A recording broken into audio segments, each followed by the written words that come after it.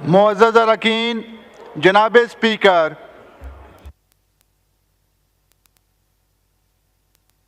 अस्सलामु अलैकुम वरहमतुल्लाहि वबरकातुहू।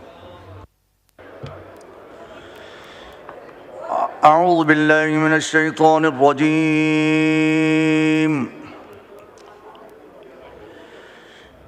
बिस्मिल्लाहिर रहमानिर रहीम।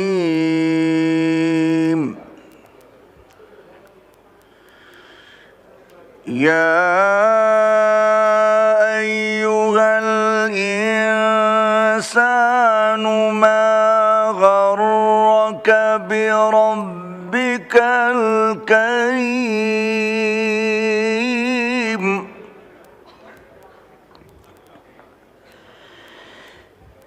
अल्लज़ी खलक़क फसव्वाक फ़अदलक फ़ी अय्यि सूरतिन मा शाअ रक्कबक।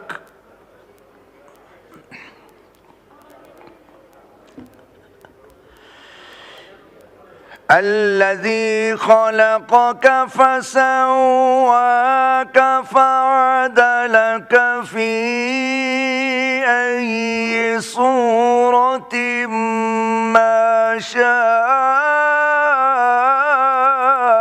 ركبك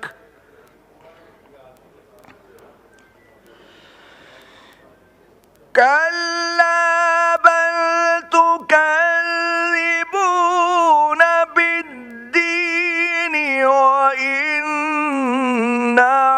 عليكم لحافظين كراما كاتبين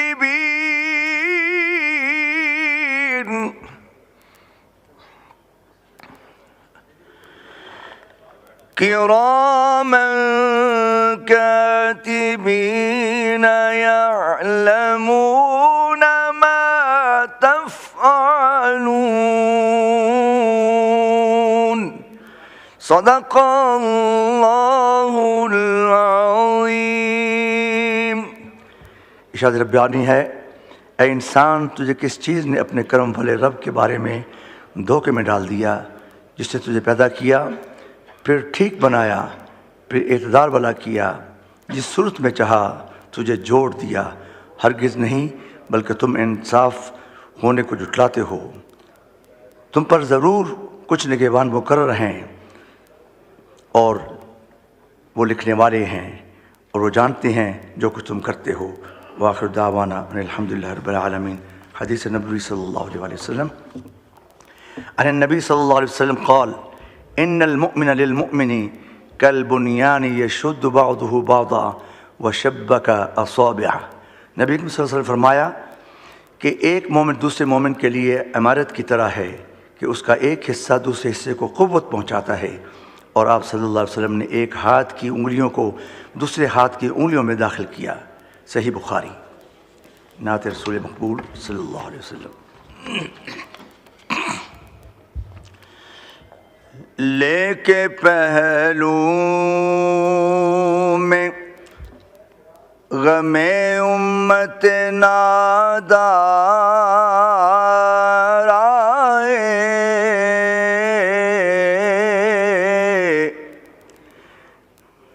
लेके पहलू में गमे उम्मत नादार आए।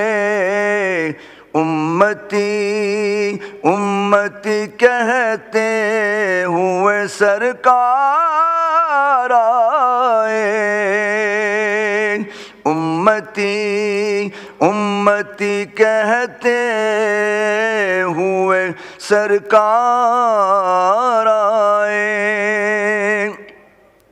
सुन के सरकार मदीना की विलादत की खबर हर गुनाहगार पुकारा मेरे गम खार आए। फर्श वालों के मुक़द्दर का सितारा चमका, शोर उठा के गरीबों के मददगार आए, और फिर किसे मांगने का होश रहे ऐ आज़म बांटने वाला, अगर खुद सरे बाजार आए बांटने वाला, अगर खुद सरे बाजार आए।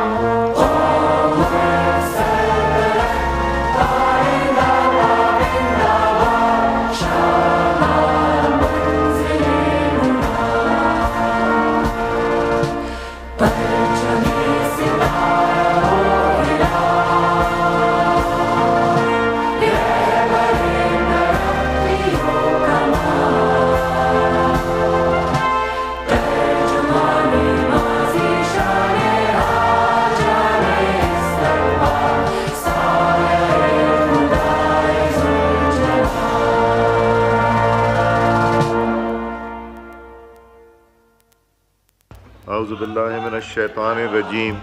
Bismillahir-Rahmanir-Rahim. Leave applications. Muhammad Riaz Khan has requested for grant of leave for 8th and 9th. For 8th and 9th session, is leave granted? Granted. Salim Rahman has requested for grant of leave for 10th, 11th September. Is leave granted? Granted. Rai Hassan Nawaz Khan has requested for grant of leave from 10th to 14th September. Is leave granted? Granted. Shafqat Abbas has requested for grant of leave for 12th and 13th September. Is leave granted?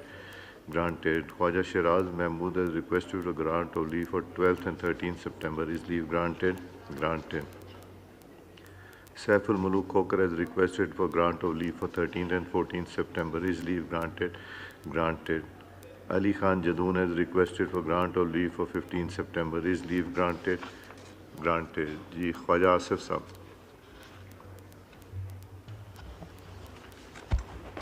शुक्रिया जनाब speaker. जनाब speaker, पिछले 2-4 रोज़ से एक नून साहब कासिम नून साहब एक तो पुश्त है आपकी उस तरह तशरीफ रखें। मैं कह एक तो चेयर की तरफ आपकी पुश्त है, दूसरा तरफ मुझे मौका देना। बैठ जाएं।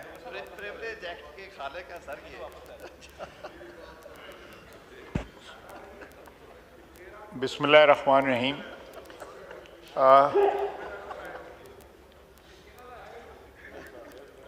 पिछले चंद दिनों से जनाब स्पीकर, कासिम नून साहब प्लीज़ ये इसको मैं हाथ जोड़ना है।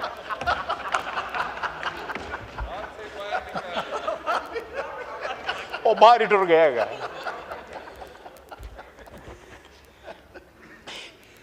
एक ड्राफ्ट जो है आईनी तरामीम का जो है वो गर्दिश करता रहा, मीडिया में भी आया। आपस की जो गुफ्तगू शुनीद मुख्तलिफ पार्टियों में इस ऐवान में जो मौजूद हैं उनमें भी वो ज़ेर बहस आया। मैं उस सिलसिले में 5-10 मिनट के अंदर जो है ज़रा वजाहत करना चाहूँगा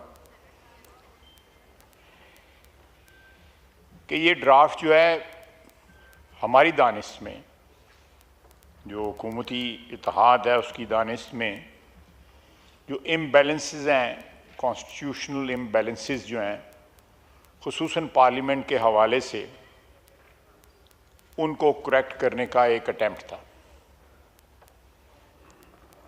और दूसरा 19वीं तरमीम जो है उसको अनडू करने का एक अटेम्प्ट है।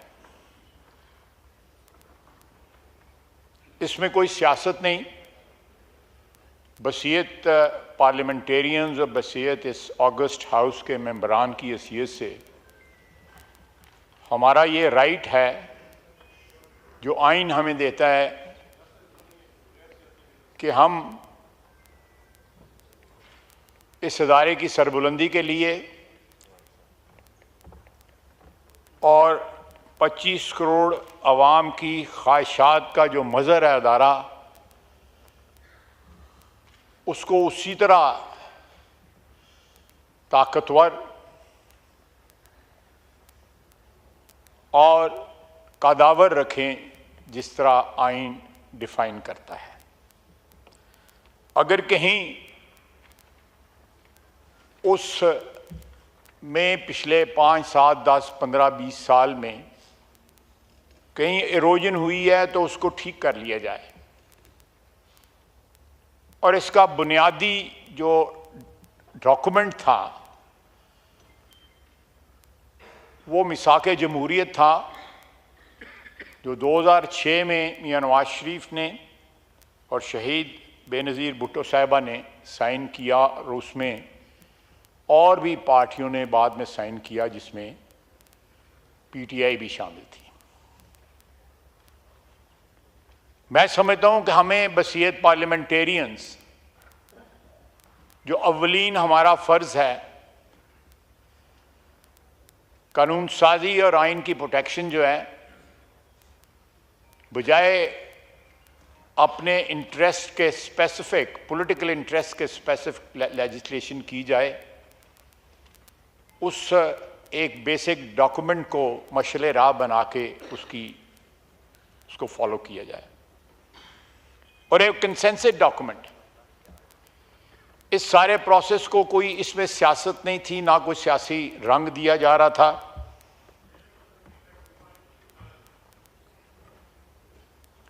और जब ये डॉक्यूमेंट जो है इसमें कंप्लीट कंसेंसस आ जाएगा तो इंशाअल्लाह ताला इस ऐवान में भी वो ज़रूर आएगा। चलें, आपकी मर्जी है, बिल्कुल बिल्कुल आपको बिल्कुल हक हासिल है उसमें। अगर आपको उसको जो है नहीं उसके देखें, 63A में ये एक नई तौजीह थी कि वोट डाला जाएगा लेकिन गिना नहीं जाएगा। ये डॉक्यूमेंट जो है उसको भी अनडू करेगा और ये प्रोसेस जो है जारी होगा। और जब तक ये अपनी मंतकी नहीं, वो बात कर रहे हैं, जब वो बात ख़त्म कर लें फिर बात करते हैं। वो बात तो ख़त्म करने दीजिए जी।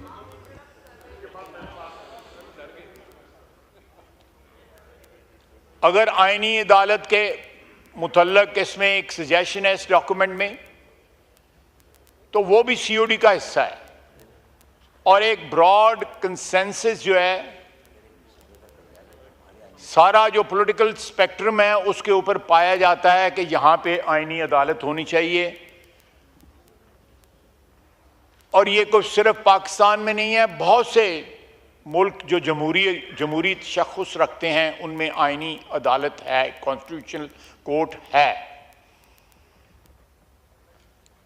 उसका ये मतलब नहीं है कि उसके ऊपर जो है को पार्लियामेंट जो है तजावुज़ कर लेगी, वो जुडिशरी की मलकियत ही रहेगा।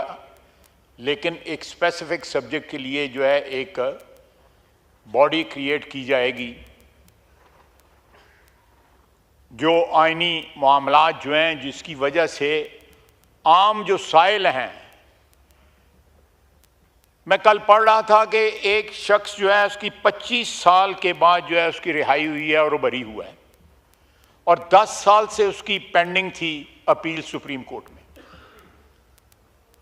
चले 15 साल का तो साहब सुप्रीम कोर्ट के ज़िम्मे नहीं है, लेकिन वो भी जुडिशरी की किसी हाई कोर्ट में या लोअर कोर्ट में होगा। लेकिन उसकी बेगुनाही 25 साल जो है और उसमें से 10 साल जो है उसने फांसी की कोठरी में गुजारे हैं।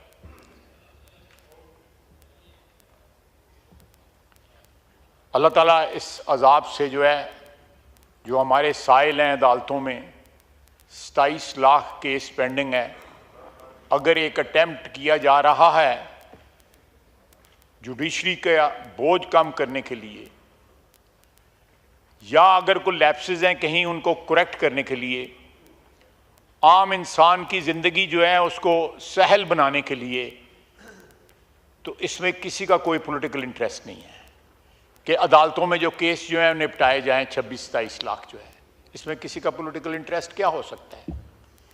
या वोट जो डाला गया वो गिना जाए, उसमें क्या किसी का पॉलिटिकल इंटरेस्ट हो सकता है? इसके अलावा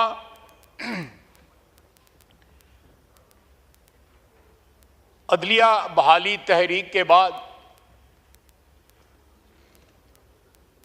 एक प्रोसेस जजेस की अपॉइंटमेंट का तय पाया। जनाब स्पीकर, उसके बारे में जो नेगोशिएशंस हुई, if I remember it correctly, उसमें उसके उस वक़्त बेंच के साथ भी जो है मशवरा हुआ, एक सीनियर जज के साथ मशवरा हुआ अदलिया की तरफ से। मैं था, पीपल्स पार्टी की तरफ से फारूक नाइक साहब थे, और वकला की तरफ से if I remember it correctly Chaudhry Aitzaz Hasan साहब थे। उस चीज़ का भी बैलेंस जो है, हम चाहते हैं कि बैलेंस जो है वो जो वकार और इज्जत पार्लियामेंट की डिमांड करती है उस हिसाब से उसमें बैलेंस होना चाहिए। उसमें नुमाइंदगी जो है, इसमें कोई किसी अदारे की टर्फ पे कोई ट्रेसपास नहीं हम करना चाहते, लेकिन हम असर्ट करना चाहते हैं इस हाउस की, पार्लियामान की जो एग्जिस्टेंस है, जो आइन के मुताबिक उसको हम असर्ट करना चाहते हैं। वहाँ पे हमारा रोल जो है पार्लियामान का, वो रबर स्टैंप नहीं होना चाहिए। अगर वहाँ पे कोई सजेशन है मर्जर की कि जुडिशल कमीशन और पार्लियामेंट्री जो कमेटी है उसको मर्ज कर दिया जाए, तो उसमें जो प्रेजेंस है पार्लियामेंट की वो रोबस्ट होनी चाहिए। पता लगना चाहिए कि पाकिस्तान के 25 करोड़ आवाम के नुमाइंदे जो हैं वो उनकी प्रेजेंस है, और ये कुल्ली तौर के ऊपर जो है जुडिशरी का अपना इख्तियार नहीं है। उसमें बार भी है, वकला भी हैं उसमें, लेकिन जो हक हमारा बनता है हमने वो हक जो है रिट्रीव करने की कोशिश की है। अब मुझे बताया जाए कि ये जो सजेशंस मैंने आपके सामने रखी हैं, जो उस डॉक्यूमेंट में हैं, इनमें कौन सी सजेशन है या कौन सा ऐसा क्लॉज जो है, प्रपोज्ड क्लॉज जो है, वो इस वक्त हुकूमती कोलिशन जो है उसके मफादात की हिफाजत करता है या उसके इंटरेस्ट की जो है फर्दरेंस करता है? कोई नहीं है। इसमें सिर्फ और सिर्फ इस अदारे की जो है इज्जत और तकरीम जो आइन देता है, हम उसको जो है इन्फोर्स करना चाहते हैं, उसको इंश्योर करना चाहते हैं। ये किसी एक शख्स को या किसी एक पार्टी को या किसी पार्टीज की कोलिशन को स्ट्रेंथन करने के लिए नहीं है, इस अदारे को स्ट्रेंथन करने के लिए, या कोई ऐसी चीज़ें जो सीओडी की इंप्लीमेंट नहीं हुई थी या बाद में हुई, जो सीओडी के साथ जो है मुताबिकत नहीं रखती थी, हमने कोशिश कर रहे हैं कि उनको इन्फोर्स कर दिया जाए। और जिस स्पिरिट के अंदर बेनज़ीर भुट्टो शहीद ने, नवाज शरीफ ने और बाकी लीडरान ने जो उस डॉक्यूमेंट पे साइन किए थे, उसकी स्पिरिट को रिवाइव किया जा सके।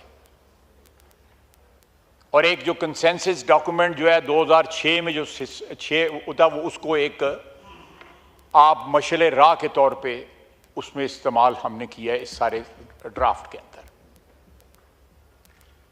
जनाब स्पीकर, मैंने आपको और इस हाउस की खिदमत में जो क्रक्स है उस ड्राफ्ट का वो आपके सामने रखा है। इसको कोई फाइनल शेप नहीं दी गई थी जब तक काबीना में ये पास ना होता, इसकी कोई फाइनल शेप जो है इसने इख्तियार नहीं करनी। हम चाहते थे कि मैक्सिमम, और अब भी चाहते हैं कि एक मैक्सिमम कंसेंसस इसके ऊपर इस हाउस का डेवलप हो, और ये प्रोसेस जो है जारी और सारी रहेगा। और ये तमाम जो सजेशंस मैंने आपकी खिदमत में पेश की हैं जो उस ड्राफ्ट में मौजूद हैं, मेरा नहीं ख्याल कि कोई ज़ई शऊर शख्स जो है या कोई और अदारा जो है इस मुल्क का इन चीज़ों से जो मैंने आपकी खिदमत में पेश की हैं कोई इख्तलाफ रखता हो। और ये इंशाअल्लाह ताला हमारी कोशिश होगी, हमारा मकसद है, हमारा नस्बुल ऐन है कि हम आइन को उस शेप में वापस लेके आएंगे जो COD के साथ जो है बिल्कुल मुताबिकत रखता हो और इस हाउस के कलेक्टिव जो उसका एक विजडम है उससे मुताबिकत रखता हो। किसी एक पार्टी या किसी एक इंडिविजुअल या किसी ग्रोह के या पार्टीज़ के ग्रुप के उनकी मफादात की हिफाजत ना करता हो। जनाब वाला बहुत बहुत शुक्रिया। शुक्रिया जी। असद कैसर साहब। बिस्मिल्लाहिर्रहमानिर्रहीम। शुक्रिया जनाब स्पीकर। जनाब स्पीकर, सबसे पहले तो मैं आपका शुक्रिया अदा करूँगा कि आपने जो हमारे 10 पार्लियामेंटेरियन जिसके ऊपर जो है ना नाजायज़ केस बनाया गया था और पार्लियामेंट के अंदर से उठाए गए, आपने उसका प्रोटेक्शन आर्डर इशू करवाया, तो मैं आपका शुक्रिया अदा करता हूँ।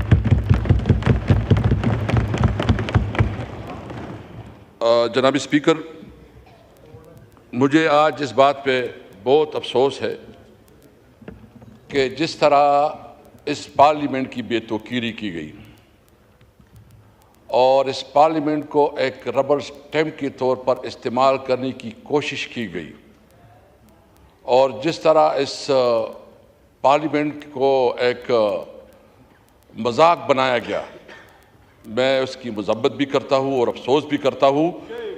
और मैं इस हवाले से अपने PTI के तमाम जो हमारे MNAs हैं इनकी बहादुरी, इनकी जुर्रत को सलाम करता हूँ। ख़ास कर मैं मौलाना फजल रहमान साहब का शुक्रिया अदा करता हूँ कि उसने जितनी हिकमत और बहादुरी से इस हालात का मुकाबला किया। और मैं महमूद जगज़ई साहब और आईन पाकिस्तान की लीडरशिप के बाद शुक्रिया अदा करता हूँ। जनाब स्पीकर, ख्वाजा आसफ साहब ने बड़ी एक तरीके से अपनी नुक्ता नज़र जो है ना सामने रखा। मैं पूछना चाहता हूँ, लॉ मिनिस्टर साहब बैठे हैं, ये खुद फरमा रहे थे कि मेरे पास कोई डॉक्यूमेंट्स नहीं है, ये कमेटी की रिपोर्ट के मुताबिक।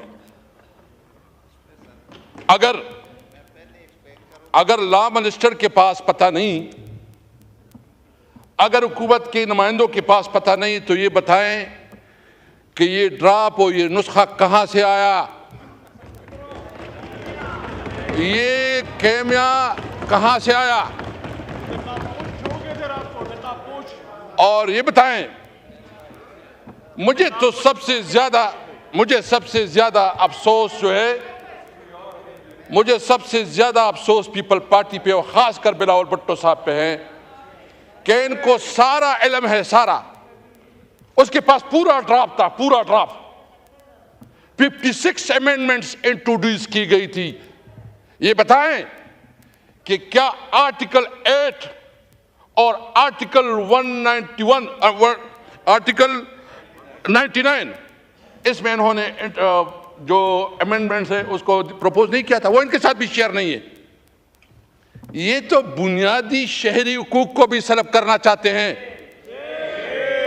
और मुझे ये बताएं कि अगर इतना कीमती नुस्खा था, देखो हम क्या कोई इस मुल्क के दुश्मन हैं? हम चाहते हैं कि इस मुल्क रिफॉर्म आए, मुल्क लोगों को जो है ना सहूलत मिले, अदालती जुडिशल रिफॉर्म आए। हमने पहले भी इस पे बात की। हम चाहते हैं अगर अमेंडमेंट लाने हैं तो बिल्कुल लाए, बेशक लाए, डिस्कस करें, डिबेट करें। ये आईनी अमेंडमेंट, ये पूरा जो 25 करोड़ आवाम है, ऑल सेगमेंट ऑफ लाइफ, सबके ऊपर असरअंदाज होता है। तो ये बताएं कि क्या रात के तारीकी में, सैटरडे और संडे छुट्टियों में चोरी की तरह डाकाज़नी करती हुई ये अमेंडमेंट पास करने होते हैं? क्या असेंबली, अच्छा इस असेंबली की कोई रूल्स है स्पीकर साहब के? नहीं है। आपने जब इस किस्म की कानून साजी करनी है, आप समझते हैं कि वो बहुत बेहतर प्रपोजल है, तो सबसे पहले उसको पब्लिक करें। इस पे जो है ना आप उसके ऊपर तमाम जो है ना बार एसोसिएशन को इत्तेमाद मिले, उसके ऊपर तमाम सेगमेंट ऑफ लाइफ को इत्तेमाद मिले, उसके ऊपर असेंबली में डिबेट करवाएं। और अगर इस तरह चोरी चुपके से कोई कानून साजी होती है तो उसको चोरी कहा जाता है, कानून साजी नहीं कही जा सकती। ये बिल्कुल डाकाज़नी थी। मैं अभी स्पीकर साहब जिसके साथ ये मोहब्बत रखते थे कुछ, अच्छा इंटरेस्टिंग बात यह है कि ये मुख्तलिफ लोगों को मुख्तलिफ नुस्खे देते थे कि अच्छा ये नुस्खा है, दूसरों का कहा था कि ये नुस्खा है। ये अपने ऊपर भी आपस में भी इसका इत्तेमाद नहीं था, ड्रामाबाजी चल रही थी। यानी गुज़िश्ता 24 घंटे में जितना झूठ बोला गया, ये तारीख का बदतरीन झूठ था। आप समझते हैं? और आप क्या समझते हैं? आप क्या समझते हैं? देखें, इन्होंने जोर और जर से, यानी एक तो हम समझते हैं कि इस पार्लियामेंट के पास वो अखलाकी अथॉरिटी नहीं है, क्योंकि पार्लियामेंट 47 की पैदावार है। ये पार्लियामेंट 47 अगर फिर भी करना है तो ये मेरे बताए जो हमारे 6-7 लोगों को उन्होंने अगवा किया है, किडनैप किया है और जबरदस्ती उसको जो है ना लेके ला रहे थे और पंजाब हाउस में उसको रखा है, पंजाब हाउस में उसको रखा है। ये कानून साजी होती है, ये कानून साजी होती है। ये कानून साजी के नाम पे इस पार्लियामेंट के चेहरे पे बदतरीन धब्बा है। ये नहीं है कानून साजी।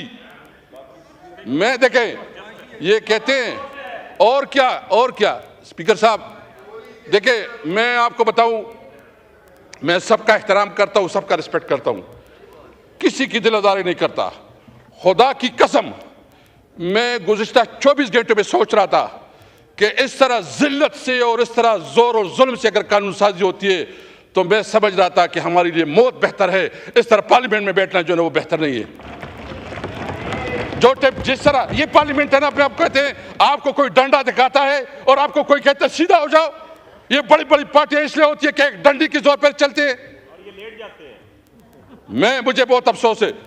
मैं समझता हूं जो कमेटी बनी है, हमने उस कमेटी को बहुत आपके एडवाइस पे, क्योंकि आपने एक इनिशिएटिव लिया, हम उस कमेटी में शामिल हुई और हम इस कमेटी को आगे बढ़ाना चाहते हैं। और उस कमेटी में हम चाहते हैं कि जो असेंबली की रूल्स रेगुलेशन है, इस पार्लियामेंट का हमारे जो 5 बुनियादी चीज़ें चाहते हैं और उस पर बात करना चाहते हैं। नंबर 1, सुप्रीमेसी ऑफ कॉन्स्टिट्यूशन, आइन की बालादस्ती। नंबर 2, आज़ाद अदलिया, कि अदलिया के अंदर कोई इंटरप्रेस लो, अगर इस किस्म की कोई तजावीज़ है तो बिल्कुल हम वेलकम करेंगे। हम चाहते हैं इस पार्लियामेंट को मजबूत करो। अगर पार्लियामेंट की मजबूती पे कोई तजावीज़ है, सबसे पहले हम होंगे इसके ऊपर। हम चाहते हैं, हम रूल ऑफ लॉ चाहते हैं, हम कानून को हुक्मरानी चाहते हैं। अगर कोई इस किस्म के प्रपोजल है तो वेलकम। ये चोरों की तरह रात की तारीकी में अगर आप कानून साजी करते हैं तो इस कानून साजी को न मानेंगे और उसके खिलाफ जाएंगे और उसके खिलाफ जंग करेंगे। मैं तमाम बार एसोसिएशन से कहता हूं, तारड़ साहब आपने एक, मैं बहुत एहतराम है आपके लिए, बहुत एहतराम है। आप जो है ना, आपने बड़ा अपनी लॉयर कम्युनिटी में आपका एक तारीख रहा है। जो कुछ आप कर रहे थे, आपकी ज़मीर आपको इजाज़त दे रहा था? जो कुछ आप कर रहे थे, आपने जो पूरी स्ट्रगल की है, उस स्ट्रगल की नफी नहीं है। आप तो जो वकला की तहरीकें हैं, मैं सबसे रिक्वेस्ट करूंगा कि अदलिया के ऊपर वार हो रही है, अदलिया को अंडरमाइन किया जा रहा है। पार्लियामेंट को, मेरे ख्याल में पार्लियामेंट अपनी वक्त खो चुकी है। पार्लियामेंट की वो वक्त नहीं रही जो पार्लियामेंट की होनी चाहिए थी। अभी जरूरत है कि असेंबली होगी और आवाम में असेंबली होगी। अब मुजाहिमत करेंगे अगर कोई इस किस्म की कानून साजी लाते हैं। अगर कोई समझता है कि हम इस चीजों से, इस 200 दमले से डरेंगे तो उसकी गलत फहमी है। हम लड़ेंगे फिर रास्तों में, हम चौराहों पे, हम पार्लियामेंट पे, हम अदालत पे, हम हर जगह लड़ाई करेंगे। याद रखे, वल्लाह वल्लाह वल्लाह, अल्लाह हाजिर नाजिर, किसी तौर पर आपकी 200 दमकी में नहीं आएंगे।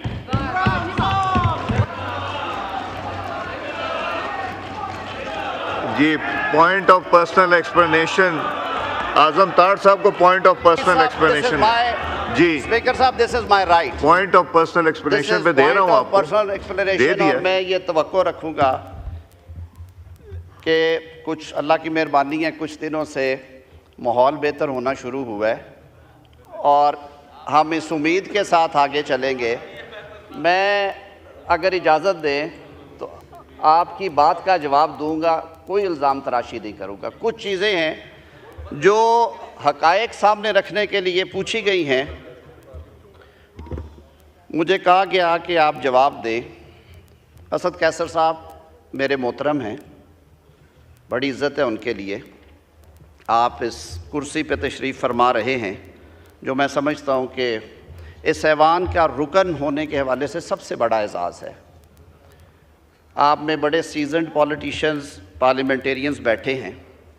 मुझे ये समझ नहीं आ रही कि ड्राफ्ट तो उस वक्त आए जब बिल ले किया जाए। बिल ले किया कैसे किया जाता है? अगर ये हुकूमती बिल है तो सबसे पहले हुकूमती हलकों में मुशावरत होती है, उसके बाद उसको एक ड्राफ्ट बिल की शक्ल में काबीना के सामने लाया जाता है। काबीना उसकी अप्रूवल देती है।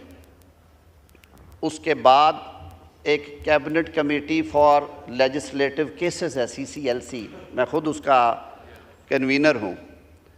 उस कमेटी में एक दफ़ा अच्छी तरह देखा जाता है कि इसमें कुछ मज़ीद चीज़ें दुरुस्त होने वाली हैं, और अगर इत्तेहादी हुकूमत हो तो CCLC में हमेशा सारों की नुमाइंदगी होती है। इस दफ़ा भी ऐसा ही है, पिछले दौर में भी ऐसा ही था। नवीद कमर साहब बैठे हैं, हम क्लॉज बाय क्लॉज पहले देखते थे, उसके बाद लेके आते थे। फिर कैबिनेट कहती है कि जी अब इसे पार्लियामेंट में ले जाया जाए। ये हुकूमत का इख्तियार है कि उसे कौमी असम्बली में लेकर इंट्रोड्यूस करवाए या सेनेट में कराए। इस पे अगर किसी को एतराज़ है तो मैं जवाबदेह हूँ। अभी ये बिल मुसव्वदा बन के काबीना में नहीं गया, अभी ये CCLC में डिस्कस नहीं हुआ। कुछ अरसे से ये मुशावरत जारी थी, और क्यों जारी थी? मौजूदा इंतखाबात के बाद जब हकूमती इत्तेहाद तश्कील पा रहा था, राजा परवेज़ अशरफ साहब, खुर्शीद शाह साहब यहाँ पे मौजूद हैं, तो पहले 2 जमातों ने कमेटियाँ बनाई, पाकिस्तान पीपल्स पार्टी और पाकिस्तान मुस्लिम लीग नून ने। हम इंगेज रहे।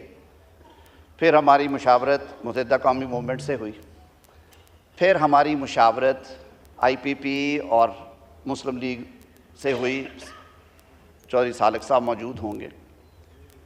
हमारी इंगेजमेंट बलूचिस्तान अवामी पार्टी से हुई, हमारी इंगेजमेंट एजाजुल हक साहब से हुई, हमारी इंगेजमेंट ANP से हुई, हमारी इंगेजमेंट डॉक्टर मालिक बलोच साहब से हुई। उस स्टेज पे मौलाना फजलुर रहमान से भी हमारे राब्ते हुए। अचकज़ई साहब बड़े हैं, नाराज़ हैं, उन दिनों में उनसे भी किसी स्टेज पे बात हुई। ये सियासत का हुस्न है। हुकूमत जब बन रही थी, पीपल्स पार्टी और मुस्लिम लीग नून की मीटिंग्स के दौरान जो हमारे कुछ मामला तय हुए, उनमें से ये भी था कि हुकूमत साजी के बाद अव्वलीन फुर्सत में जो चार्टर ऑफ डेमोक्रेसी का अनफिनिश्ड पार्ट है उस पे काम किया जाएगा। वो क्या था? आईनी अदालत का क़याम।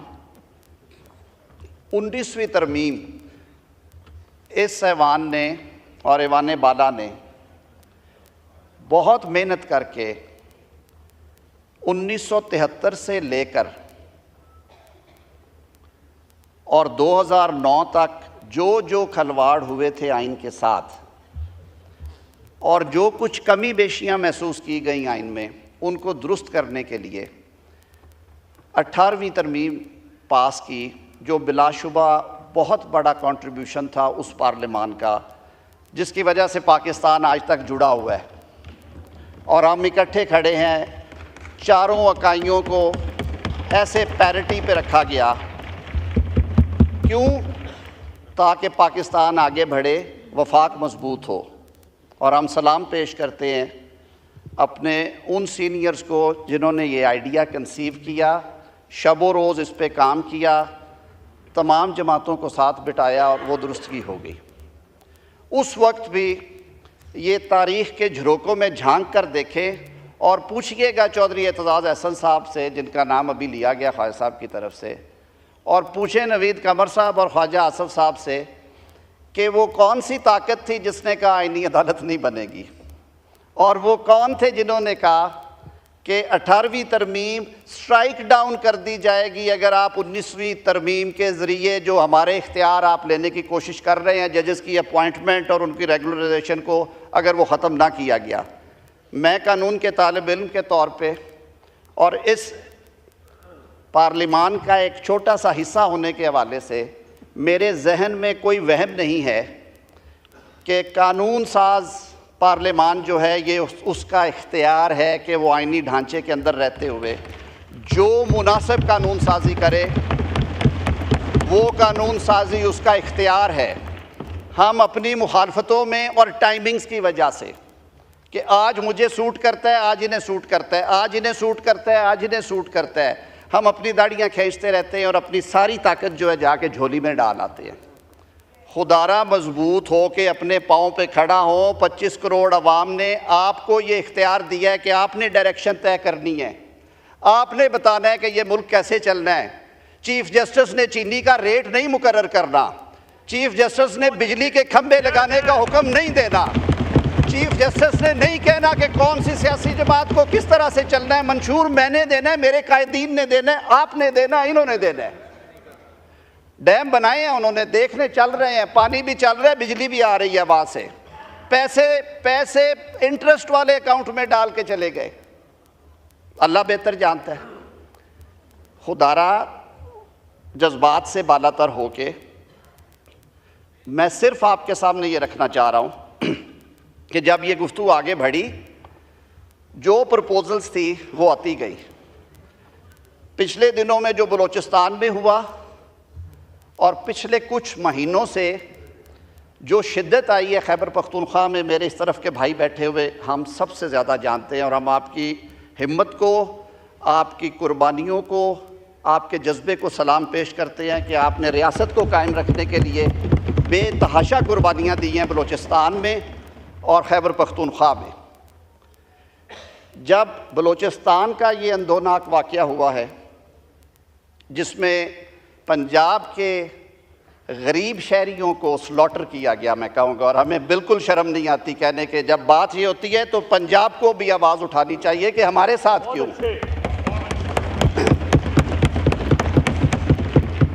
खैबर पख्तूनख्वा में जब ये सर्ज बढ़ी, उसके साथ ही तो एपेक्स कमेटी में 2 डिमांड्स आई डिस्कशन में। ख्वाजा साहब आप गवाह हैं इस बात के। उन्होंने कहा कि मुल्क जल रहा है, ये तजवीज़ हम दे सकते हैं कि विद सनसेट क्लॉज जैसा APS के बाद आपने दहशत गर्दी से लड़ने के लिए वहाँ पे खसूसी अदालतें कायम की थी कि मिलिट्री ट्रायल्स हो सकते हैं, वो दिया जाए। वहाँ पे फ़ैसला नहीं हुआ और कहा गया कि हम कंसेंसस से होगा तो करेंगे वरना नहीं करेंगे। एक वो तजवीज़ लाई गई। चेयरमैन बिलावल भुट्टो ने कहा कि हमें अपने सिविल सिस्टम को इम्प्रूव करना चाहिए, फ़ौज कुर्बानियाँ दे रही है, उनकी कुर्बानियों को हम रायगा नहीं जाने देंगे, लेकिन अपना हिस्सा हम डालेंगे। ये बात इब्तदाई तौर पे मालिक बलोच साहब ने भी कही कि ये टाइम दुरुस्त नहीं होगा। यही बात मैं ऑन रिकॉर्ड कह रहा हूँ जब मौलाना के सामने रखी गई, और उसमें एक एंगल था कि उस तरमीम के ज़रिए जो पहले हरासती मराकज़ थे उनकी भी दोबारा इजाज़त दी जाए ताकि जो मिसिंग पर्सनस का किस्सा है वो शायद जुड़ा हुआ है किसी ना किसी हवाले से इन चीज़ों से, शायद उसका हल निकले। मौलाना ने कहा कि अगर उसका अच्छा हल निकलता हो तो ये ज़रूर करें, लेकिन सोच लें अभी ना किया जाए। इसका उसी टाइम पे ये तजवीज़ ड्रॉप कर दी गई। इसी के साथ जुड़ा हुआ था आर्टिकल 8 भी। अगर आपको ये शक पड़ता है कि आर्टिकल 8 में तरमीम इसलिए की गई थी कि पेचकस और टाइट करना था आप लोगों के हवाले से, तो आपका तो पहले ही ट्रायल्स जो हैं वो चल रहे हैं और मैटर्स ऑफ जुडिस है, और जो रेट्रोस्पेक्टिविटी के मामलात हैं और प्रोस्पेक्टिविटी के, उस पर मैं बात नहीं करूँगा। मेरे से ज़्यादा गौर खान भी ये जानते हैं। तो प्लीज़ ज़रा तासुब की ऐनक एक साइड पे रख के थोड़ा आगे चले। उसमें और क्या था, 199 की बात हुई। 199 भी उसी सिलसिले की कड़ी थी कि जिन इलाकों में वो ऑपरेशंस हो रहे होंगे और आइन में कुछ इजाज़त है कि नेशनल सिक्योरिटी के हवाले से उस मखसूस दौरानिए और उस इलाके में नेशनल सिक्योरिटी एक कंसिडरेशन होनी चाहिए कि नहीं, वाइल एक्सरसाइजिंग जुरिस्डिक्शन, और वो भी अभी तजवीज़ थी, वो ड्राफ्ट का इस तरह से हिस्सा नहीं थी। जो साजिद तरीन साहब हमारे साथी हैं, मैंगल साहब के पार्टी के नुमाइंदे हैं, एडवोकेट सुप्रीम कोर्ट हैं, मालिक बलोच साहब बहुत ज़ीरक सियासतदान हैं। कल उनसे परसों बात हुई, फिर कल बात हुई। ये सारी चीज़ें उन स्टेक होल्डर्स के साथ डिस्कस हो रही थी। हम हकूमती इत्तेहाद हैं, माजरत से मुसवदा लाना हुकूमत की ज़िम्मेदारी है, अपोजिशन का काम उसमें से तनकीद करके चीज़ें निकलवाना या शामिल करना है, मैं कीड़े निकालना नहीं कहूँगा। तो हमें हमारा काम कम अज़ कम पूरा हो तो आप तक पहुँचेंगे ना। मीनवाइल एक वाक़या हुआ, हम दोनों अतराफ़ ने उस पर किसी ने तालियां नहीं बजाईं, बल्कि हमने सर जोड़ के बैठे कि हमारे कुछ अरकान की गिरफ़्तारियाँ हुई, मैनर दुरुस्त नहीं था, टाइमिंग दुरुस्त नहीं थी। स्पीकर साहब, हम आपका शुक्रिया अदा करते हैं, आपने एक बोल्ड स्टेप लिया, हमने उसमें थोड़ा हिस्सा डाला। Credit goes to you, credit goes to you. Committee बनी हुई थी, ये गुफ्तगू हो रही थी कि ये होने जा रहा है, इस तरह से होगा। कमेटी में इस पे बात शुरू हुई। मैंने जो सेलिएंट फ़ीचर्स थे वो सामने रखे कि आइनी अदालत के क़याम की तजवीज़ है। फौरी तौर पे जोड़ दिया गया उसको कि जी जो चीफ़ जस्टिस रिटायर होने जा रहा है सिर्फ़ उसके लिए हो रहा है और ये अदालत पे और अदलिया पे हमला है। मैं रिकॉर्ड के लिए यहाँ पे ये बात करना चाहता हूँ कि माजी करीब में ये हमला कब हुआ था। मैंने तो नहीं किया, मेरे दौरे हुकूमत में तो कोई रेफरेंस फाइल नहीं हुआ। भूल गए हैं हम जो काजी फायज़ ईसा के साथ और शौकत सिद्दीकी के साथ हुआ, और किस डटाई के साथ आपने उसे सपोर्ट करते रहे। दोनों रेफरेंस जो हैं, दोनों रेफरेंस मुंह पे मारे अदालत ने और वो लोग बहाल हुए और उनकी विंडिकेशन हुई। हम आवाज़ उठाते रहे हैं, हम ऐसी बातें ना करें। कोई डाका नहीं, कोई चोरी नहीं है, कोई रात का अंधेरा नहीं है। ख्वाजा साहब ने कुछ फीचर्स बता दिए हैं। बड़ी बात ये थी आइनी अदालत कि उसकी शक्ल क्या होगी। जनाब स्पीकर, एक चीफ़ जस्टिस और जो एक कॉन्सेप्ट है अभी तक कि 7 या 8 जजेस हों और हर वफाक की हर इकाई की उसमें नुमाइंदगी होनी चाहिए। और वो क्या करेंगे, वो जो सुप्रीम कोर्ट की ओरिजिनल जुरिस्डिक्शन है 184 की और जो सुओ मोटो का इख्तियार है, जो अल्हम्दुलिल्लाह हस्पतालों के डिस्पेंसरों के परफॉर्मेंस से लेके शीशे की बोतल निकलने तक इस्तेमाल हुआ है जहाज़ों से, उसको वो रेगुलेट करे। कुछ 199 में जो हाई कोर्ट्स अपनी ओरिजिनल जुरिस्डिक्शन एक्सरसाइज करती हैं, उसकी अपीलें जो हैं वो उस अदालत में जाए ताकि एक पैरिटी रहे और आइन की तशरीह जो है वो एक तरह से हो, एक जगह पे हो। वजह क्या है?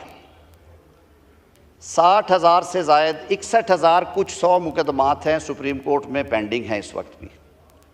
सुप्रीम कोर्ट की जुरिस्डिक्शन क्या है जनाब स्पीकर?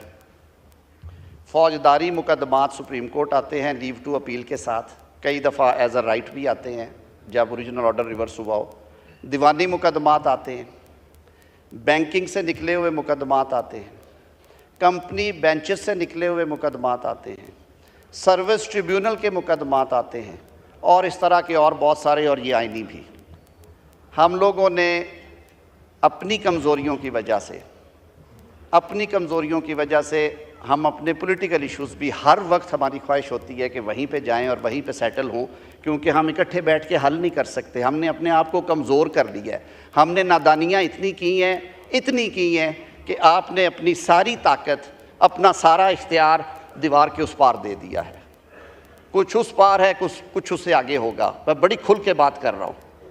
ये कब वापस आना है? जब आपने अपना इख्तियार इस्तेमाल करना शुरू करना है, और वो इख्तियार एक ही है, वो कानून साजी का है।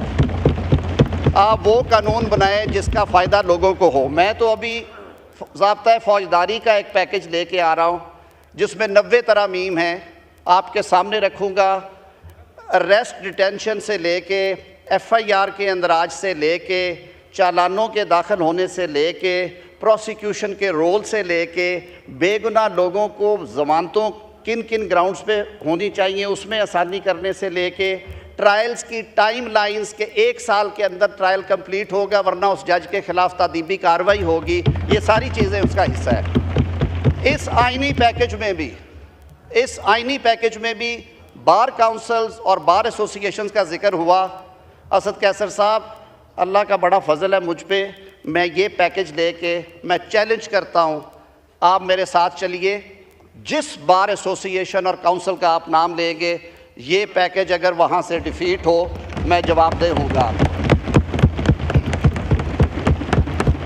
अब अगर ये कहा जाए कि जो तजावीज़ आई थी उनको आप वहीं पे आग लगा दें और कुएं में फेंक दें, ये मुमकिन नहीं है। वो तजावीज़ जब इसको लेके आना है उस वक्त अगर होती तो हम जिम्मेदार हैं कि हुकूमत चाहती है कि ये भी कर दो, हुकूमत चाहती है ये भी कर दो, हुकूमत चाहती है ये भी कर दो। आईनी अदालतों पे, जुडिशल कमीशन में पार्लिमान के इफेक्टिव रोल पे, सुपीरियर कोर्ट्स के जजेस की अकाउंटेबिलिटी के फ्लॉड होने पे और उनकी कारकर्दगी को बेहतर करने के लिए, एफिशिएंसी को मिसकंडक्ट या रिमूवल की ग्राउंड बनाने के लिए पाकिस्तान की वकला बरादरी पिछले कई सालों से मुतालबे कर रही है। I am part of Pakistan bar council.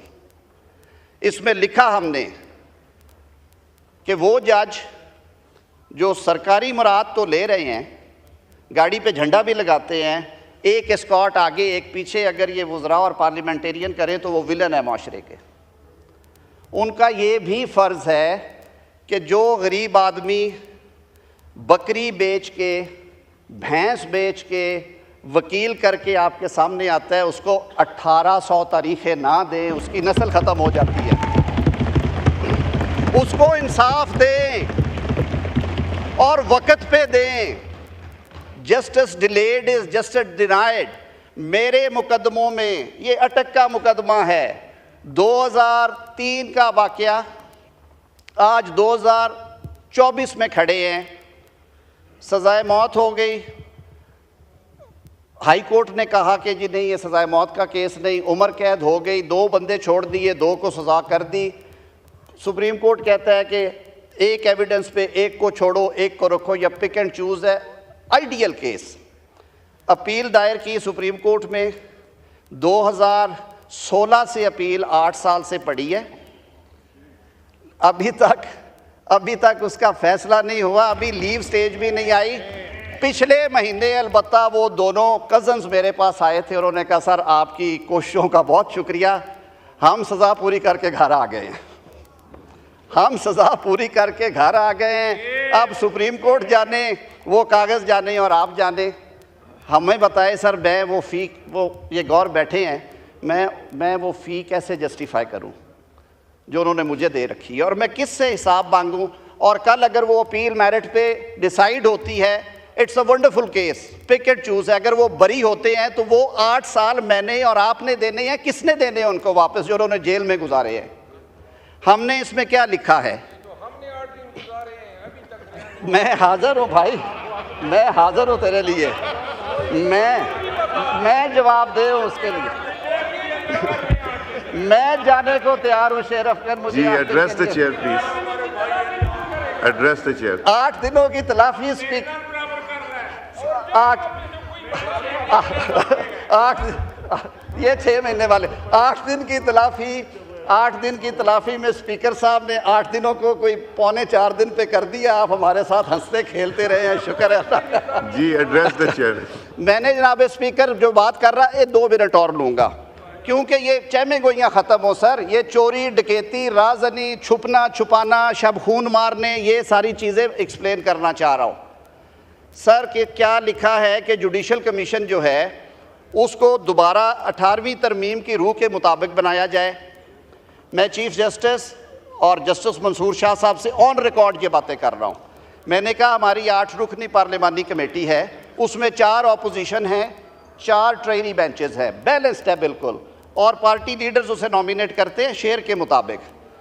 हम वो मर्ज करना चाहते हैं। बार काउंसिल्स, बार एसोसिएशंस भी ये कहते हैं कि आप उधर से सर फैसला आता है कि ये रिकमेंड है अपॉइंटमेंट के लिए। आइन में लिखा है कि आप 6-2 के साथ, 2/3 अक्सरियत के साथ उनकी नॉमिनेशन को रिजेक्ट कर सकते हैं रीजंस दे के। जनाब स्पीकर, ख्वाजा साहब गवाह हैं, नवीद कमर साहब गवाह हैं, बड़ी दफ़ा शर्मसारी उठाई है, बड़ी दफ़ा बेआबरू हुए हैं। 8-0 के साथ पेशावर की अपॉइंटमेंट्स थी पिछले साल। 2 जजेस के बारे में बहुत ही अजीबोगरीब रिपोर्ट्स थी, सीनियरिटी भी वायलेट हुई थी उनकी, सर्विस से आ रहे थे, उनकी नॉमिनेशंस हमने कंफर्म नहीं की। 8 पार्लियामेंटेरियंस ने, सवाती साहब भी थे, अली मोहम्मद भाई भी था उसमें। अली मोहम्मद साहब ऐसे ही था ना? जी जी। क्या हुआ है, अब हम बड़े इज़्ज़तदार लोग हैं, बहुत मोतबर हैं जी, दिमाग इकट्ठे बैठ के लगाया, दोनों वो भी लाएंगे, दोनों को इकट्ठा करके मुतफिका फैसला कर दिया, 6 से भी आगे निकल गए। परसों यानी 48 घंटे के अंदर पता चला कि रिट पिटीशन फाइल हुई है, एक जज साहब ने उसको स्ट्राइक डाउन किया, सस्पेंड किया, उन्होंने ऑर्डर किया इसका ओथ करा दो। वाह जी वाह, पार्लियामान की बालादस्ती, क्या बात है। हमने कहा कि 8 के 8 बंदे मर्ज करते हैं। अब मैं सारी बातें बताऊंगा।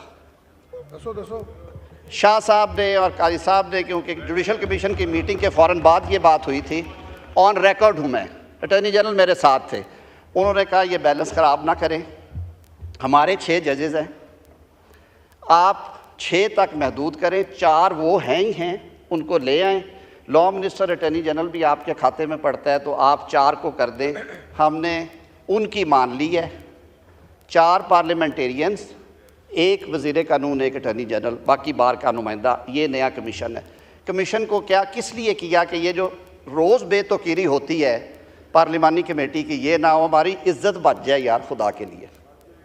अगली चले सर, उस कमीशन को ये इख्तियार दिया है कि वो हाई कोर्ट के जजेस की परफॉर्मेंस एवेलुएट किया करें। कौन सी पाकिस्तान में ऐसी सर्विस है जिसकी परफॉर्मेंस एवेलुएट नहीं होती?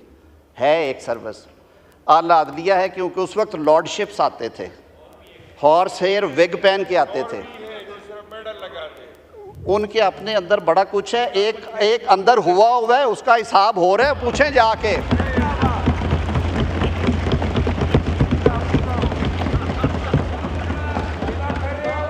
आहिस्ता।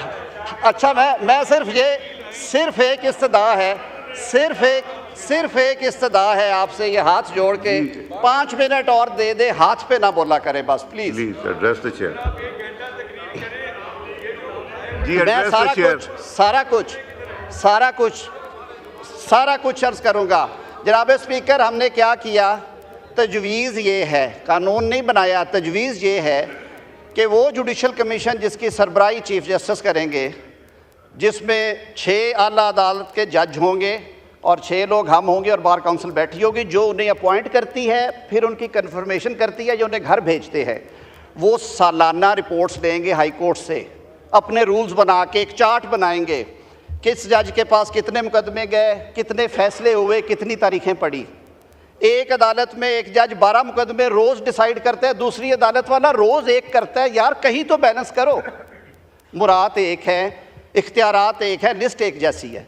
जो नहीं करता वो घर जाए, कि वहाँ रहे। आपके वसाइल पे, आपके टैक्स की मनी पे, आपकी तो 1,64,000 तनख्वाह है, 3 दफ़ा बिल आए हैं कि इसको 2,20,000 कर दो, कहते हैं पार्लियामान खा गई, पार्लियामान खा गई। वो 12 से 15 लाख भी लेते हैं। तो खुदा के लिए कई बैलेंस भी करें, जो काम नहीं करे वो घर जाए। क्या इससे अदलिया की आज़ादी मुतासर होती है?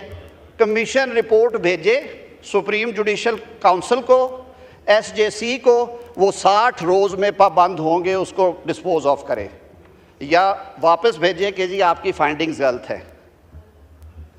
इसके अलावा 52 तरामीम इसलिए हैं कि जब आईनी अदालत आप बनाते हैं, तो मेरे वकला भाई बैठे हुए हैं यहाँ पे, कोई 33-34 जगहों पे उसकी या इससे ज़्यादा जगहों पे कॉरस्पॉन्डिंग अमेंडमेंट करना पड़ती है, जहाँ पे लफ्ज़ फेडरल कॉन्स्टिट्यूशनल कोड डालना पड़ता है, जहाँ पे वर्ड सुप्रीम कोर्ट को सब्स्टिट्यूट करके फेडरल कॉन्स्टिट्यूशनल कोड करना पड़ता है।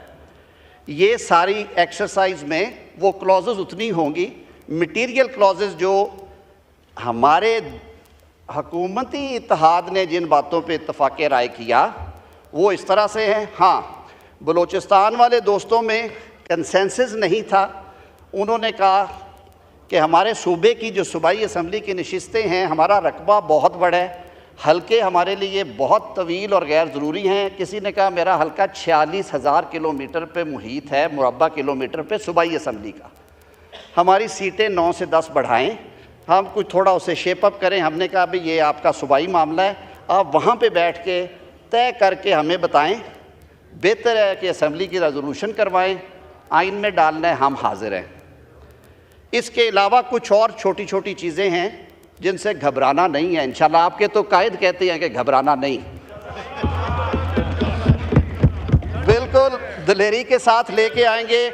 आखिरी बात यह है कि सारे प्रोसेस में मौलाना फजलुर रहमान साहब, क्योंकि ये अक्सरियती वोट के साथ नहीं होनी, ये 2/3 के साथ होनी है, उनको भी बताया जिस हद तक मुझे कहना चाहिए था और जिस हद तक इस अनऑफिशियल स्टेज पे बोल सकते थे, वो उस कमेटी में दोस्तों को एक रोज़ पहले भी बताया और कल भी बताया और आइंदा भी बताते रहेंगे। कल मीटिंग के इख्तिताम पे बिलावल भुट्टो जरदारी साहब का मैं शुक्रगुज़ार हूँ, उन्होंने बहुत पॉजिटिव रोल प्ले किया है सारी एक्सरसाइज में, उनकी बड़ी अच्छी तजावीज़ थी। और एक ही बात थी उनकी कि जो लेगेसी उन्होंने कहा मुझे मेरे बुज़ुर्गों ने दी है कि पार्लियामान को मजबूत रखो, पार्लियामान को मजबूत रखो और पार्लियामान को मजबूत रखो। ये काजी फायज़ ईसा साहब का नाम इसलिए आप ले रहे हैं कि आपको कुछ ज़्यादा ख्वाब में वो आते हैं। हमने भी भुगता है, जो आपके कंधों पे बैठ के डैम बनाने के अलावा सारा दिन हमें ही हाँकते रहते थे, जो हमें ही हाँकते रहते थे। ये बैठा है, ये किससे हिसाब लेगा?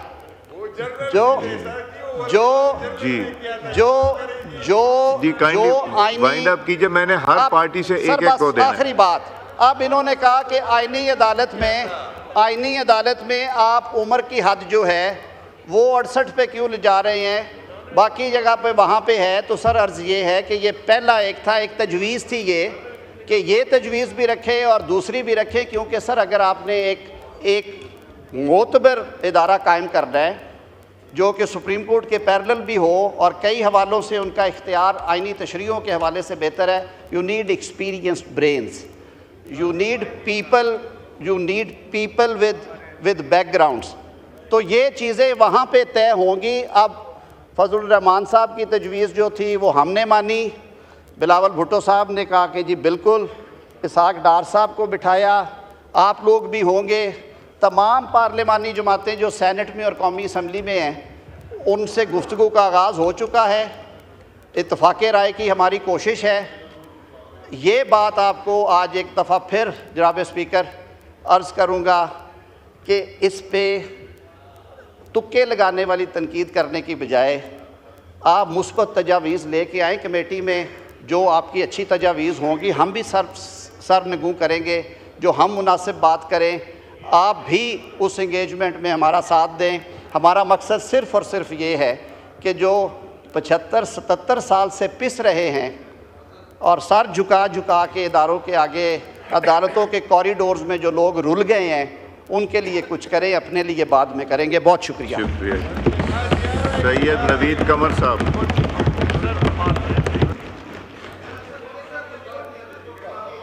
नहीं, गौर साहब हर पार्टी को एक दूंगा, मेरे सब्र का इम्तिहान ना लें प्लीज़, बस करें। मैं सबको यहाँ, महमूद खान साहब शायद बात करना चाह रहे हैं, प्लीज़ मुझे एक जी नवीद कमर साहब। बिस्मिल्लाहिर्रहमानिर्रहीम। जनाब स्पीकर,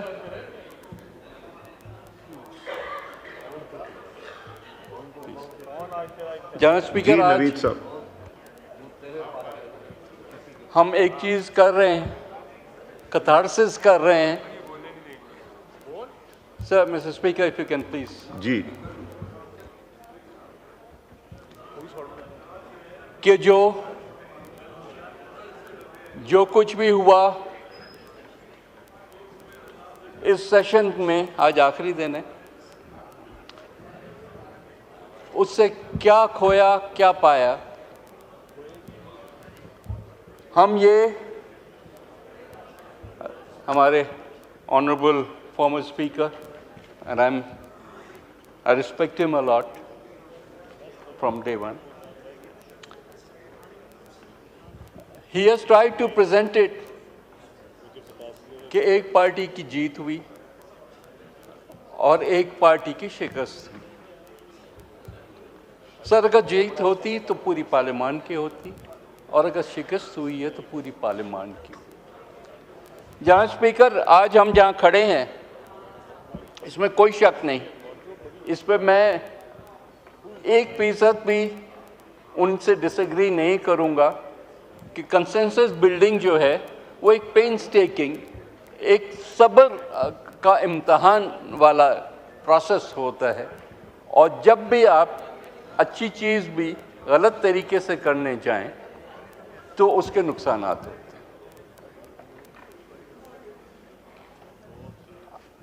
मैं खुद हिस्सा रहा हूँ 18th अमेंडमेंट के प्रोसेस का, और भी जितने प्रोसेसेस इधर इस हाउस में हुए हैं अल्लाह के फजल से, one has been part of that. ये भी काम वो है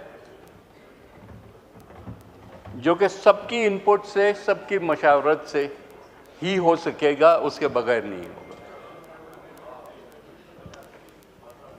जो ड्राफ्ट्स की बात हुई है, क्योंकि स्टेज पे उस हद तक लॉ मिनिस्टर से मैं एग्री करता हूं कि ये वो ड्राफ्ट नहीं है जो हाउस में इंट्रोड्यूस हो और उसके बाद कमेटीज़ को जाए। ये वो ड्राफ्ट उस स्टेज पे हैं जहाँ पता नहीं किस किस किस्म की तजावीज़ आई हमारे सामने। कुछ का जिक्र लॉ मिनिस्टर ने किया है और कुछ ऐसी भी हैं जिनका जिक्र उन्होंने नहीं किया। लेकिन as a political party, Pakistan Peoples Party ने इतनी सारी जो तजावीज़ आई उनको नैरो डाउन करके, या 2 या 3 या मेरा ख्याल 3 थी या 4 पे आके उसको रोक दिया कि इससे ज़्यादा हम नहीं कर सकते, और जो करें वो बेहतरी की तरफ लेके जाने वाला हो, पीछे की तरफ नहीं लेके जाना हो। इसमें कोई भी इनकार नहीं करेगा कि इस इंस्टीट्यूशन ने, जिसका हम सब हिस्सा हैं, जिसकी जिम्मेदारी हम सब पे आती है, इतनी स्पेस कंसीड की है, और इंस्टीट्यूशंस, फौज को भी कंसीड किया, जुडिशरी को भी कंसीड किया है। एक ज़माने में एग्जीक्यूटिव सबसे भारी होता था, अब एग्जीक्यूटिव भी रिसीविंग एंड पे होता है। लेकिन मकसद ये है कि अगर हम आवाम के वोट लेके आते हैं तो हमारा काम है कि इस इदारे को, ये मजबूत होगा तो हम सब मजबूत हैं, ये कमज़ोर होगा तो हम सब कमज़ोर हैं। चाहे वो एक इंडिविजुअल पे अटैक होने की बात हो जो कि हालिया दिनों में हुआ, या पूरे इंस्टीट्यूशन की बात हो, हमें ये देखना चाहिए। यहाँ बार बार जजेस अपॉइंटमेंट की बात हुई, क्या आपके मेंबर्स और हम इकट्ठे बैठ के ये गिला नहीं करते थे कि जो रोल पार्लियामेंट का होना चाहिए इन द सिलेक्शन, क्योंकि ओरिजिनली तो पहले एग्जीक्यूटिव करती थी, प्राइम मिनिस्टर करता था, फिर सीओडी के हिसाब से हम वो काम पार्लियामेंट में ले आए। लेकिन जैसे अब मैं रिपीट नहीं करूंगा कि 19th अमेंडमेंट के थ्रू 18th में भी वो नहीं मिला हमें, टू बी ऑनेस्ट। 18th में भी जितनी हमारी बहस व मुबाहिसा हुआ उसमें हमें बहुत डाइल्यूट करना पड़ा, लेकिन उसके बाद 19 ने तो पूरी कंसेप्ट को ही उड़ा दिया। ये कहीं भी नहीं होता ना कि हम खुद ही एक इंसेस्टियस प्रोसेस क्रिएट कर दें कि मैं अपना जो है दोस्त या उसको ले आऊं और उसको कोई चैलेंज ना करे। ये नहीं होता। हर इंस्टीट्यूशन के ऊपर ओवरसाइट होती है, चेक होता है, चेक एंड बैलेंस होता है। तो उस लिहाज से this is not a demand of just this government, this is a demand of all parliamentarians. मुझे याद है हम सुप्रीम कोर्ट बार के सदर अली जफर साहब होते थे उस ज़माने में, and the committee went to see him and he fully endorse our view point कि जी there has to be a balance. तो वो बैलेंस क्रिएट तभी होगा जब उस कमेटी को भी वही प्रोटेक्शन हो जो कि जुडिशियल जो उसमें ऑफिसर्स बैठे हैं उनको है। तो these are things, I am not sitting here to debate the entire amendment. मकसद ये कि देयर आर मेनी थिंग्स जो कि पब्लिक डिमांड भी है, सिर्फ इस वक्त की। एंड खुदा का वास्ता है हर चीज़ को आज की सियासत के चश्मे से ना देखें। पहले भी वाई डू यू थिंक कि 18th अमेंडमेंट के टाइम पे हम कॉन्स्टिट्यूशनल कोर्ट नहीं बना सके? इसमें हमारे दोस्त बैठे हैं, नाराज़ होंगे मुझसे तो भले नाराज़ हों। PMLN ने ये सोचा कि इफ्तिखार चौधरी बैठा है तो वो हमारा जज है, तो मारेगा तो इनको मारेगा। बस तारीख ने आपको दिखाया कि ऐसा कोई चीज़ नहीं होती, ऐसी कोई चीज़ नहीं होती।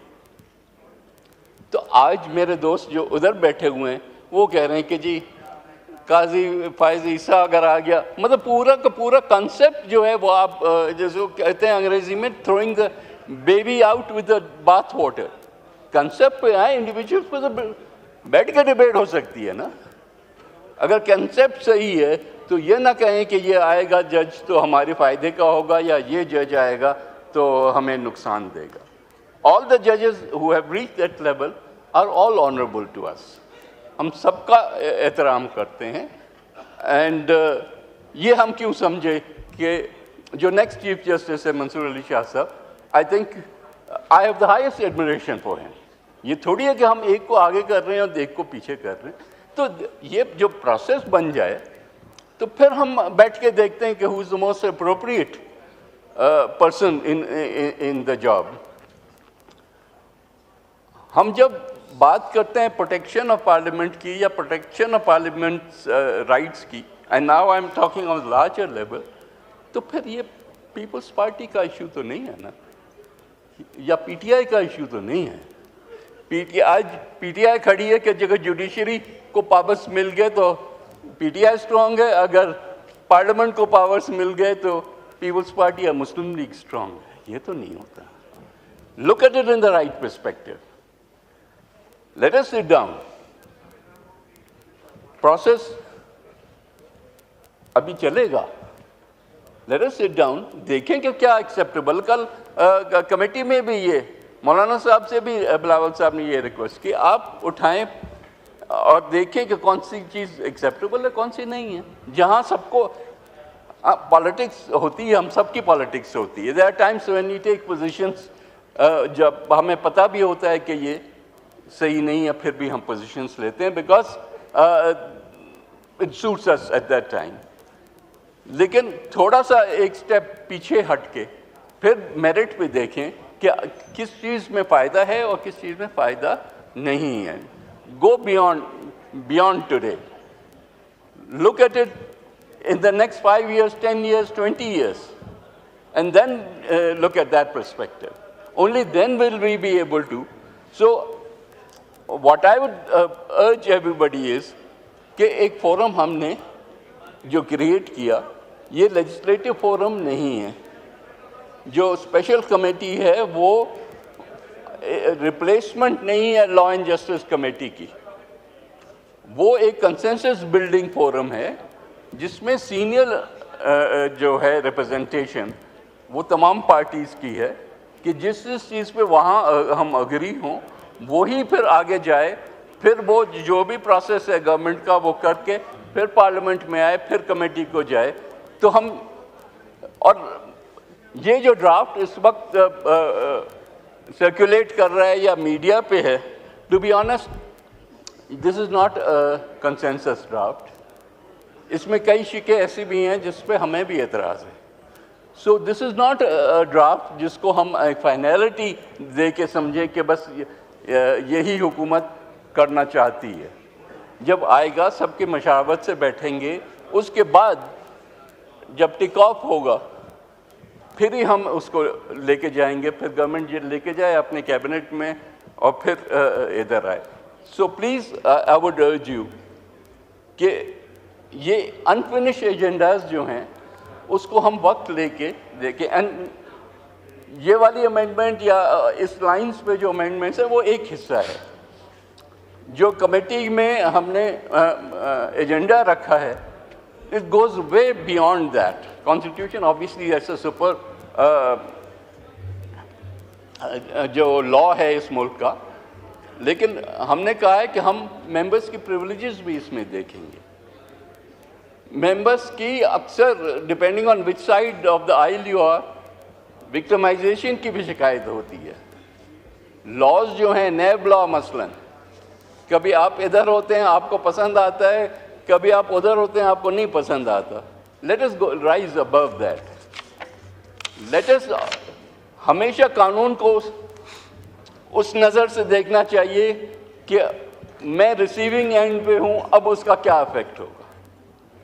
तो उन सारी जो कवानीन है उसको यूं ना देखा जाए कि अगले को पकड़ें किस तरह से और जकड़ें किस तरह से. यूं देखा जाए कि इसमें इंसाफ मिलता हो. So let us re-examine all of those things. Again, in an atmosphere where we are not trying to get at each other's throats. इसी तरह से आपके रूल्स और प्रोसीजर जो हैं, हालांकि रूल्स में कई चीज़ें डाल दी गई, लेकिन उस पर इम्प्लीमेंटेशन कुछ जो है वो कहीं कहीं कमज़ोर रही. So is a much larger agenda as I was saying. और भी कुछ हैं, प्रोसीजरल चीज़ें हैं. हमारी रिलेशनशिप दूसरी इंस्टीट्यूशंस के साथ, and not just the judiciary और the military but also other institutions, executive, police, क्या रिलेशनशिप है, कहाँ हमारा रोल ख़त्म होता है, उनका रोल शुरू होता है. Privileges of this house, privilege है क्या और क्या होना चाहिए, आया कोडिफाई होना चाहिए या नहीं होना चाहिए, हमें इन सब चीज़ों पे एक नज़र रखनी है. सो इन कंक्लूजन असद कैसर साहब, I need to address you again. Don't accuse us कि हम कोई शब खून मानने वाले थे. हमारा भी दिल वही करता है जो आपका करता है. मे बी आपका शायद खान साहब को बाहर निकालने का एक एस्पेक्ट है जो कि लेकिन इंस्टीट्यूशनली राइट्स के हिसाब से हम और आप में कोई फ़र्क नहीं है. Let's sit down, put our heads together and do what is better for Pakistan and Pakistanis and this parliament. Thank you very much. Thank you. Doctor Farooq Sattar sahab. Shahida Akhtar Ali साहबा. गौर साहब सबको एक एक दे दिया है. नहीं, पर्सनल इनका नाम ही नहीं लिया. पर्सनल एक्सप्लेनेशन तो नाम लेने पे बनती है. नहीं, प्लीज़ नहीं. जी शाहिदा साहब. जनाब स्पीकर, ये कुछ दिनों से जो हाइप क्रिएट हुई है और ये हालात जिस तरह बने हैं,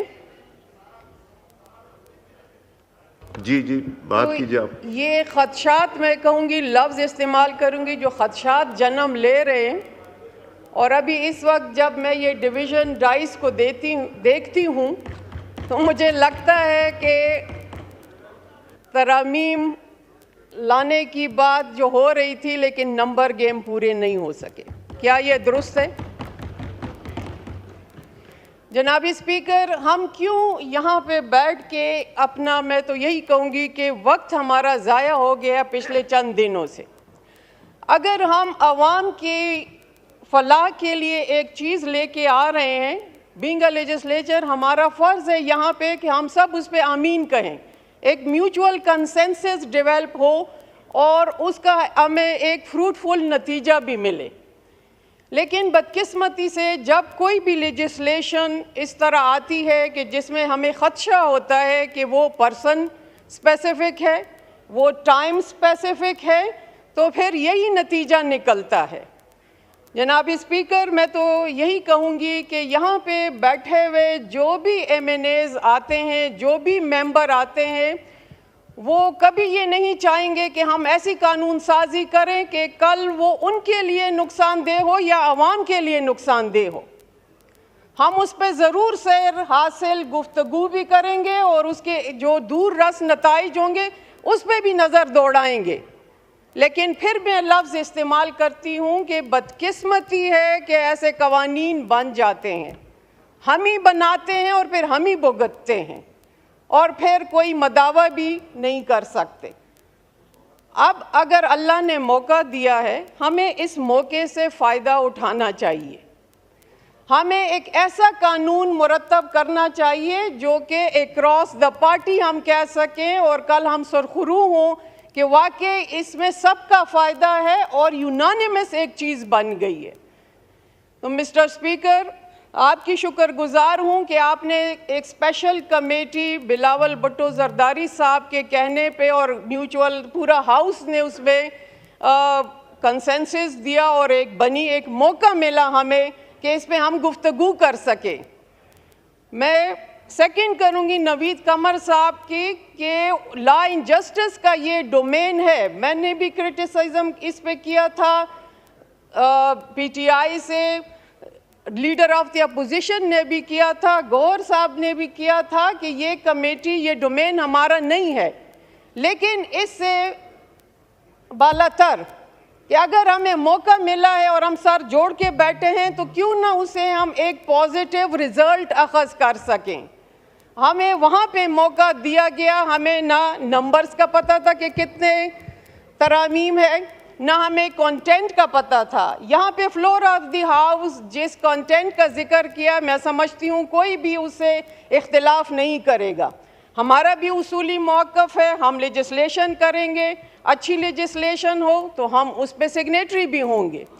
लेकिन अगर वो पूरा ड्राफ्ट ऑन बोर्ड पार्लियामेंटेरियन को लिया जाए, चाहे कमेटी में ही क्यों ना हो, और फिर उस पे एक कंसेंसस डेवलप किया जाए और सब अपनी पार्टी अक्रॉस द पार्टी एक म्यूचुअल कंसेंसस से वो एक चीज़ बन जाए, तो मैं समझती हूँ वो ज़्यादा बेहतर है और मौजूदा हालात भी इसका तकाजा करते हैं। लेकिन हमें पता है कि माजी में जब भी कानून साजी हुई है, जजेस की बहाली के नाम पे हुई है, ना कि अदलिया की बहाली पे हुआ है। तो यही खदशा है कि अभी जो ऐसा स्पेसिफिक टाइम कर रहे हैं कि आज ही सब कुछ कर रहे हैं, तो फिर उसमें हमारे हाथ भी, हम कहते हैं कि हम न रंगे इस चीज़ पे। हमें आप टाइम दें, आप यहाँ पे लेजिस्लेशन लेके आए, हमें तरामीम का मौका दें, हमें बोलने का मौका दें, हमें उसको समझने का मौका दें। अगर हम एग्री करते हैं तो हम वोट करेंगे, अगर एग्री नहीं करेंगे तो इख्तिलाफ होगा। लेकिन यहाँ पे जो हाउस है, ये ईवान है, इसका एक तकद्दुस है और उसका बहाल रखना जो है वो सबकी ज़िम्मेदारी है और सबसे ज़्यादा ज़िम्मेदारी फिर हुकूमत वक्त भी आते हैं। और यही वजह है कि जब हम मीडिया के थ्रू हमें पता चला तो मुख्तलिफ बयानात आते रहे और वही है कि फिर ये खदशात भी जन्म लेते रहे हैं। यहाँ पे COD का जिक्र हुआ, हम भी हिमायती हैं। चार्टर ऑफ डेमोक्रेसी, कोई दो राय नहीं है, बहुत ही अच्छी दस्तूर बनाई गई थी और उस पे जितना काम हो सका उसके अच्छे रिजल्ट भी निकले।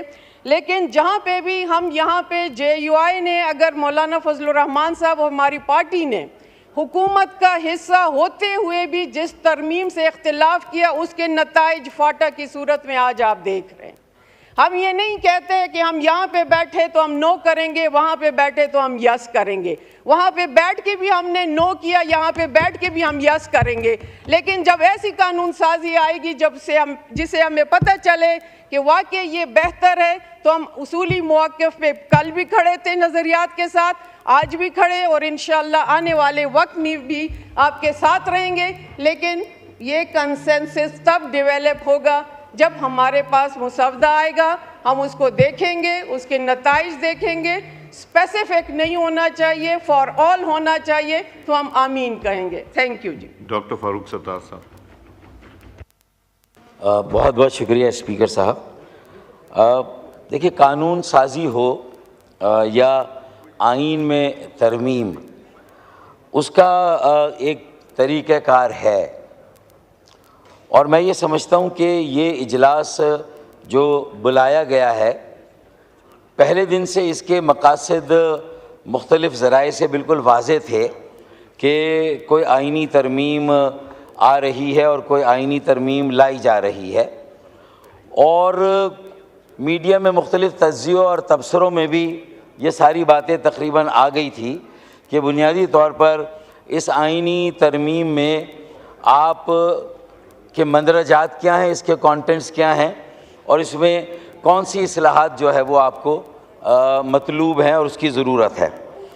तो मैं समझता हूँ कि जब ये भी तय हो गया कि अब इतवार के दिन शायद इसे लाया जाएगा और इतवार के दिन अमूमन इजलास बुलाया नहीं जाता, तो मैं ये समझता हूँ कि जब एक एक करके इसके सारे कंटेंट्स बाहर चले गए, लोगों की मालूमात में आ गए, तो कम से कम अगर एक मौका मिला था, एक स्पेशल कमेटी बन गई थी और अगर लॉ एंड जस्टिस कमेटी में इस बिल को नहीं भेजना था, तो चले उस स्पेशल कमेटी में पहले दिन अगर पूरा बिल या उसका ड्राफ्ट जो प्रपोज्ड है, जो मुजव्वज़ा है, अगर वो आप ना भी रखते तो कम से कम एक वर्किंग पेपर ज़रूर दे देते। उससे मैं समझता हूँ कि जिस तरह ऑपोजिशन की पार्टी भी उस स्पेशल कमेटी में इंगेज है, ये एक अपॉर्चुनिटी है, तो हमें इस अपॉर्चुनिटी को लूज़ नहीं करना चाहिए। और ऑपोजिशन तो इस बात का शिकवा कर रही है कि उन्हें ड्राफ्ट भी नहीं मिला और वर्किंग पेपर भी नहीं मिला। लेकिन अगर हम हलीफ हैं तो हमारा भी गिला है, हमें भी टेकन फॉर ग्रांटेड लिया जाता है और बहुत ऐन वक्त में जब हम तवज्जो दिलाते हैं तो फिर इसाक डार साहब और आज़म नज़ीर तारड़ साहब आते हैं और मेरे जो नेशनल असेंबली के साथी उनसे बात करते हैं। मैं ये समझता हूँ कि अगर ये तरीक़ेकार को आप सही नहीं करेंगे और एक ब्रॉड बेस्ड, एक ऑल इंक्लूसिव अप्रोच नहीं करेंगे, तो ये जो अहम इस्लाहात हैं, लॉन्ग पेंडिंग है, जिनके मकासद पे मैंने 4-5 दिन की स्पेशल कमेटी की मीटिंग में ये ऑब्ज़र्व किया, ये महसूस किया कि PTI के अरकान भी जो मेन कोर इस्लाहात का एजेंडा है, उससे उन्हें भी शायद इख्तिलाफ नहीं था और एक अच्छा ओवरऑल कंसेंसस बन रहा था। सिर्फ तरीक़ेकार पर इख्तिलाफ हो रहा था और इस बात पे भी इख्तिलाफ हो रहा था कि अगर गैर ज़रूरी बर्डन डाला गया है उस बिल में, उसके मुसवदे में, तो ये भी एक मुनासिब इक़दाम नहीं था।